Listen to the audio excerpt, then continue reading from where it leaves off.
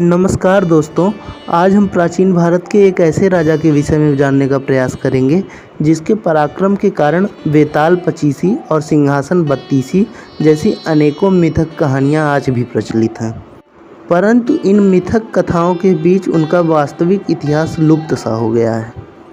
हम बात कर रहे हैं पहली शताब्दी ईसा पूर्व में हुए राजा विक्रमादित्य की।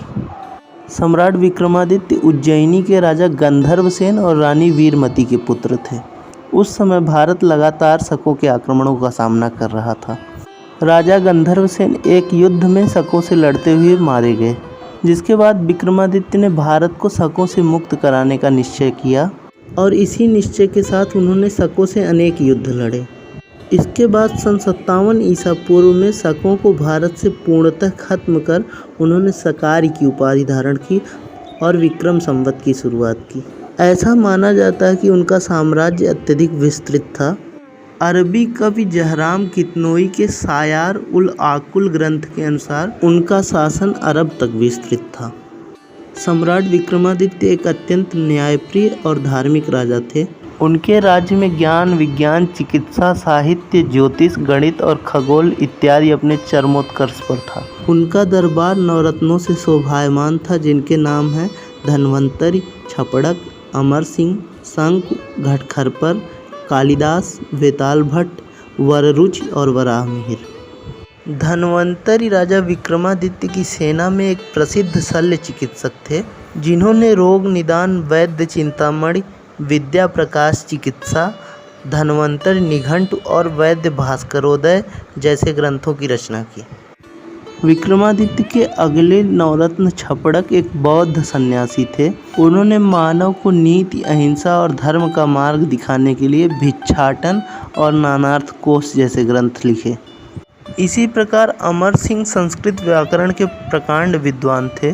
उन्होंने संस्कृत शब्दकोश पर अमर कोश नामक ग्रंथ की रचना की, जिसे त्रिखंड भी कहा जाता है क्योंकि यह 3 खंडों में विभाजित है।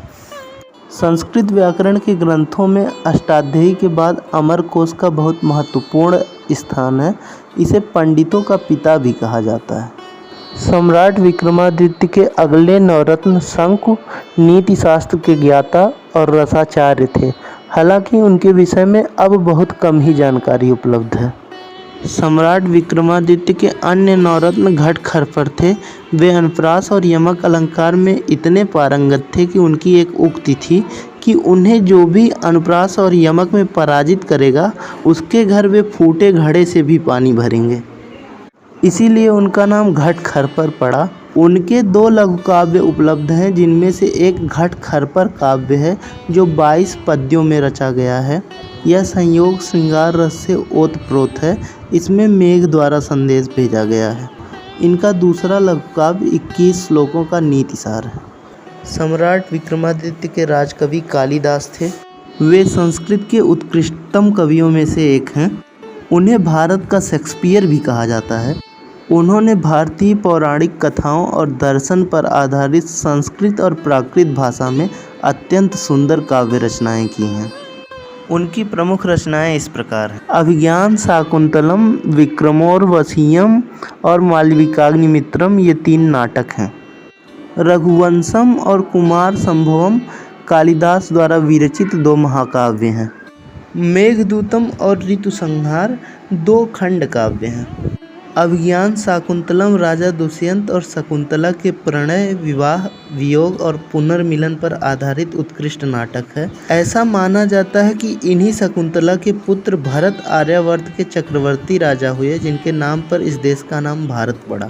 नाटक विक्रमोर्वशीयम राजा पुरुरवा और इंद्रलोक की अप्सरा उर्वशी के प्रेम पर आधारित एक सुंदर काव्य रचना है। इसी प्रकार मालविकाग्निमित्रम मालवा की राजकुमारी मालविका और विदिशा के राजकुमार अग्निमित्र के प्रेम पर आधारित है। इससे शुंगकालीन संस्कृति और कला के विषय में जानकारी मिलती है। कालिदास ने अपने महाकाव्य रघुवंशम में श्री राम के वंश रघुकुल के कुल 29 राजाओं का वर्णन किया है। इसमें श्री राम के जीवन का भी विशद वर्णन किया गया है, जबकि महाकाव्य कुमार संभवम शिव पार्वती की प्रेम कथा और कार्तिकेय के जन्म की कहानी पर आधारित है।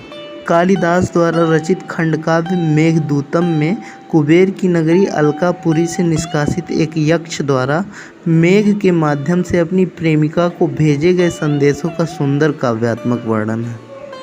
प्रसिद्ध उपन्यासकार मोहन राकेश के अनुसार महाकवि कालिदास ने यक्ष के माध्यम से खुद के जीवन संघर्षों को चित्रित किया है। मोहन राकेश ने मेघदूत के आधार पर ही आषाढ़ का एक दिन नामक उपन्यास लिखा है। कालिदास ने ऋतुसंहार नामक खंडकाव्य में विभिन्न ऋतुओं में प्रकृति के सौंदर्य का अलंकारिक एवं सुंदर काव्यात्मक वर्णन किया है।